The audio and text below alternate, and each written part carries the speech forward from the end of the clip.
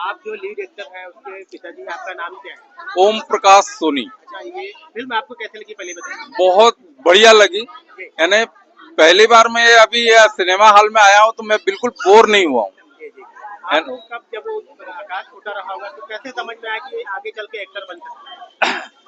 अरे वो अपने से ही डांस क्लास और एक्टिंग वगैरह ये सब करता था हाँ हाँ। और उसका रुझान उसी तरफ था।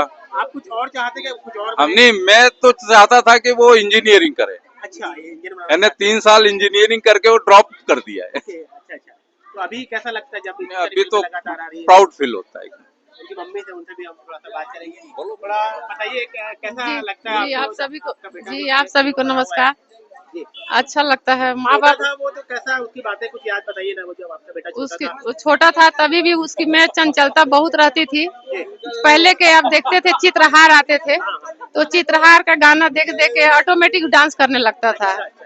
आप इनकी हाँ, कितनी फिल्में देखी अभी तक? 5-6 फिल्म सभी देख चुके जितनी हैं। फिल्म आ रही पूरी जी देखते हैं? जी जी सबसे जी। अच्छी कौन सी लगी इनकी, इनकी जितनी सारी फिल्में आई आज हैं? वाली फिल्म में तो सर मैं इमोशनल हो गई। जी जी जो सीन नहीं देखना चाहिए वो मैं देखी। जी।